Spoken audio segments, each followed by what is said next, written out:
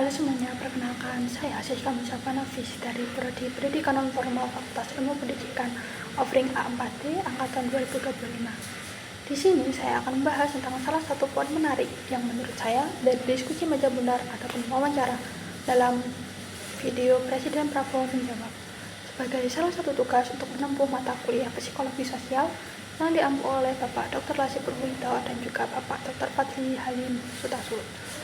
Sebelumnya, dalam unggahan video YouTube yang berjudul Presiden Prabowo Menjawab merupakan diskusi intensif yang dihadiri oleh para panelis atau para tokoh-tokoh ahli seperti halnya Najwa Shihab atau yang kerap dipanggil dengan Mbak Nana yang merupakan salah satu jurnalis senior.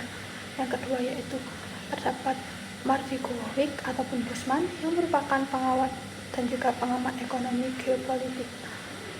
Yang ketiga ada Eka Sastra ataupun Bang Jali yang merupakan praktisi ekonomi, lalu ada Faisal yang merupakan peneliti atau pengamat ekonomi, lalu ada Derajat Wibowo atau Dede yang merupakan ekonom senior, lalu ada Dodi Hanggodo yang merupakan Menteri Pekerjaan Umum dan juga Luhut Binsar Panjaitan yang merupakan Ketua Dewan Ekonomi Nasional.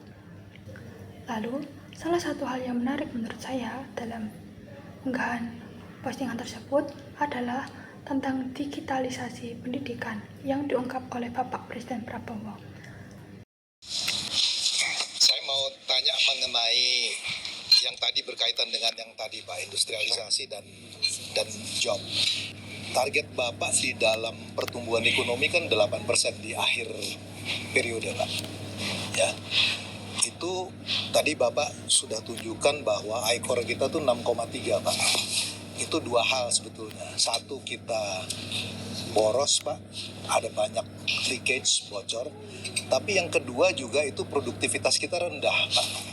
Jadi kalau di Vietnam itu hanya butuh 3 kapital untuk ngasilin 1, kita tuh butuh modal yang lebih banyak karena produktivitasnya rendah. Jadi kalau kita hitung dari angka ya Pak ya, kalau kita mau tumbuh sekitar 8% seperti yang Bapak inginkan di akhir 2029, itu kita butuh investment over GDP sekitar 54% Pak. Ya.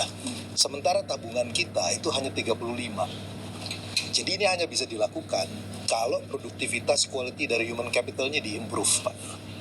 Nah, persoalan besar yang kita hadapi segera itu adalah AI misalnya.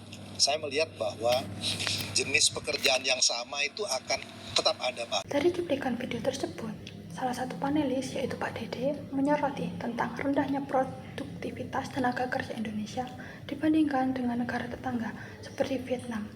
Ia menekankan bahwa kunci keluar dari jebakan ini adalah program human capital atau kualitas sumber daya manusia, terutama di era kecerdasan buatan ataupun AI.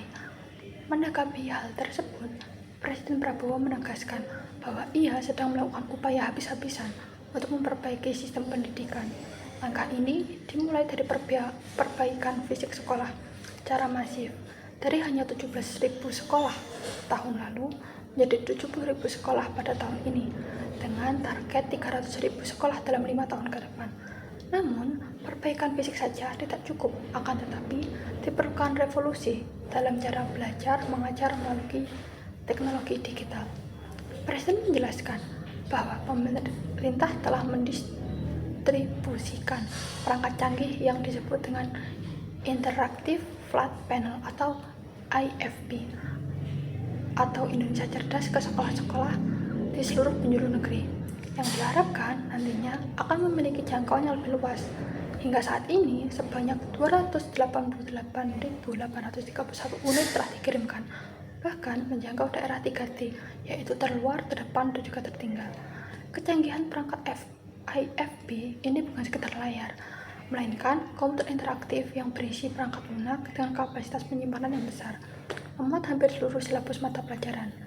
Presiden menegaskan bahwa anak-anak di desa terpencil kini memiliki minat belajar yang sama tingginya dengan anak-anak di kota, karena akses ke materi matematika dan juga bahasa Inggris yang interaktif. Dalam hal ini, Presiden Prabowo mengungkapkan strategi jangka panjang yang ambisius. Presiden merencanakan penggunaan studio di Jakarta sebagai pusat pengajaran. Guru-guru terbaik akan mengajar secara hybrid dan juga interaktif ke sekolah-sekolah yang kekurangan tenaga pengajar berkualitas. Dengan sistem ini, seorang siswa yang berada di pelosok Aceh maupun Papua dapat belajar langsung dari pengajar ahli di Jakarta dengan monitor kualitas yang dapat dipantau langsung dari pusat. Maka dari itu, upaya digitalisasi melalui pengadaan IFB di sekolah merupakan strategi lompatan besar pemerintah Indonesia untuk memperkuat kualitas sumber daya manusia. Program ini bukan sekadar pemenuhan infrastruktur fisik, melainkan sebuah misi pemerataan kualitas pendidikan secara nasional. Dengan begitu, kita sebagai mahasiswa PNFI juga dapat turut andil menjadi bagian perubahan yang dimulai dari ruang lingkup yang paling dasar. Di antaranya, kita mampu menjadi sebagai agen pemberdayaan masyarakat. Pemberdayaan masyarakat yang dapat diikuti yaitu antara lain pelatihan UMKM, mengikuti volunteer, ataupun mengikuti kegiatan pemberdayaan masyarakat di lingkungan kampus seperti sosialisasi ataupun KKN. Lalu dapat menjadi fasilitas pembelajaran orang dewasa, andragogi, maupun anak-anak pedagogi. God, thank you for sunshine, thank you for rain, thank you for joy, thank you for pain. It's a beautiful day, Lalu juga dapat menjadi pengembang program dan juga kurikulum non-formal yang harus menyesuaikan kebutuhan zaman, lalu menggerak literasi dan juga kesetaraan.